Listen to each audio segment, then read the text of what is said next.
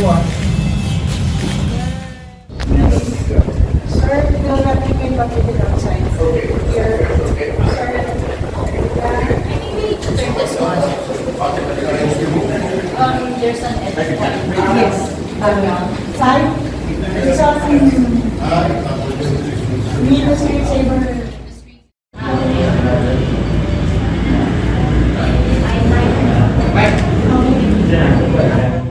Sorry, I forgot your name. William. So, of course, how important is Edgepoint's investment in locations such as this? How important is this? Well, we think it's very important because we believe very strongly in levelling up digital equity in all the countries we operate in.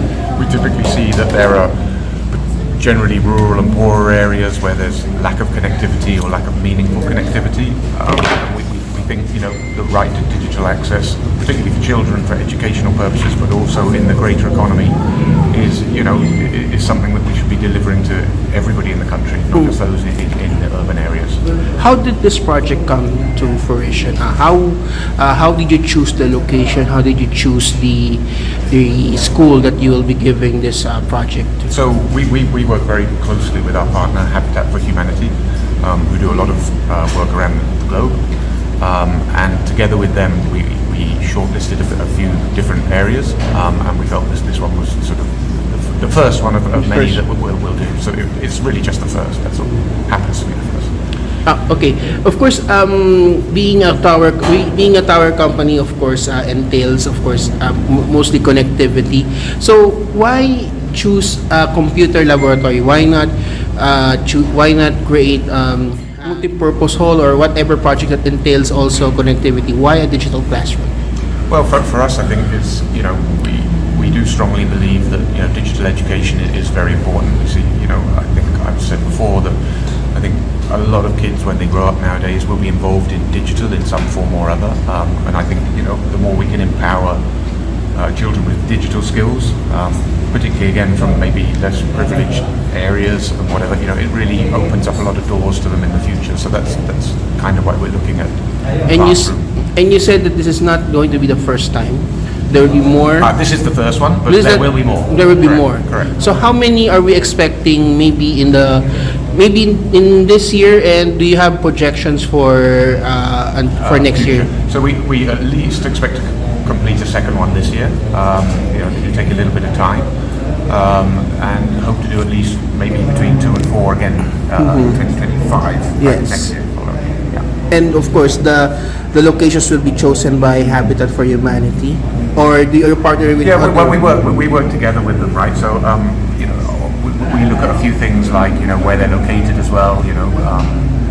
So there's many considerations, but unfortunately we can't do every single school. Yeah. If we could. Yeah. But Of course, the big problem right now in the Philippines is connectivity, internet penetration. While there are so many social media users, internet penetration is low in areas where there are no cell sites, no towers, no everything. I mean, I've been to Tawi-Tawi recently, and it's a dead spot there. So how is Edgepoint answering solutions to the government's initiative to improve connectivity in key areas? Yeah, so it's not just Edgepoint. I think the whole reason, when I first came to the Philippines in 2019, they were looking at the TowerCo model and we were discussing, how the TowerCo model can bring benefits for those, particularly for underserved areas. I mean, in general anyway, in the Philippines, where probably the density of cell sites is relatively low compared to other countries, but particularly for areas like you talk about Tawi-Tawi, or those areas where you basically don't have enough population to make a business case for a mobile operator to build there. What we do, because we share infrastructure, I mean that's what we're about, shared infrastructure, it reduces the cost of entry for those mobile operators. So instead of each operator having to build a whole tower themselves, which is not cheap, we can build one, and we can potentially host 3 operators, because we have 3 operators in the Philippines. We can potentially host 3, so that they're basically sharing the cost between 3 operators, which sometimes might make that business case work. Not always, but it goes one step further than what you have today. And right now is eco towers, environmentally sound tower construction, going green. How is Edgepoint answering the call of environmental challenges in building eco-friendly towers? Sure. So look, I mean, depending what kind of structure you're building, towers typically do use quite a lot of cement. They use quite a lot of steel. What we can do at the moment on those things is really just try and optimize the design. So we use as little as disaster resiliency. And sorry. Disaster resiliency. Disaster recovery. Yeah. Yeah. So we look at that. So anyway, on your sort of green part, trying to reduce the amount of steel. If you reduce the amount of steel, you can reduce the amount of cement. Okay, so those things all across the supply chain, obviously, it's good.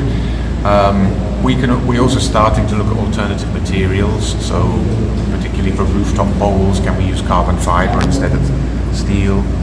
I think more interestingly, something we're looking at currently with some of our customers is where we can deploy solar on site. So if we can deploy solar cells, we have a model for it. We think it works. And what we've seen is significant reductions in diesel usage. Yes. So it's particularly, good where you've got a diesel generator on site and you've got bad grid or no grid, and the diesel generator might be running 24 hours, it might be running 10 hours a day. There's a lot of diesel, a lot of pollution. So if we can take up some of that slack through solar, that's good for everyone. And this is in partnership with the networks you're servicing. This is in partnership with the major it's networks. a sort of commercial arrangement with them, Yeah. right? So we deploy solar. They pay us a bit of money, but they save a lot of money because they're not using a lot of diesel. Yeah. So Okay. Of course, you've been here since 2019, of course. And of course, you've been through the pandemic as well. So how would you compare the situation in 2019 and 2020 to now in terms of building commercial towers and of course helping? Now you're giving back to the community. How do you compare? Pre and post pandemic, basically. So this is always a weird question. So because for us as an infrastructure providing company, the impact of the pandemic was beneficial to us. Because what happened is there was a sudden move to everything being online. Right? Yes. So if you weren't online as a business, you die. Yes. Classrooms like we're in now, right? A lot of people started studying from home. A lot of people doing their called, business meetings online rather than face to face, which means you need more infrastructure to support that. So, ironically, for us as a business, that sort of drives our business.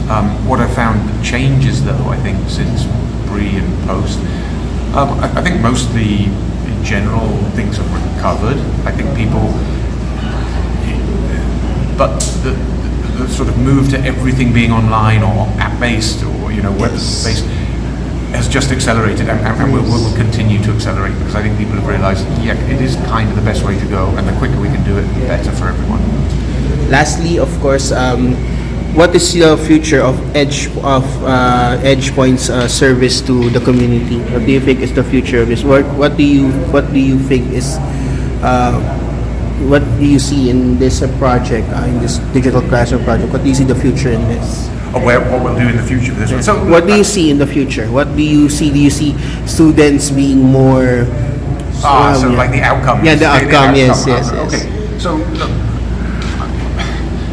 speaking personally, so I've got kids, right? And I really, even when the kids came up on the stage to get their stuff today, they're so cute, right? And I really just personally feel that everyone should have an opportunity. So I hope what we see from this is, I think normally if you give decent facilities to children, they get really enthused.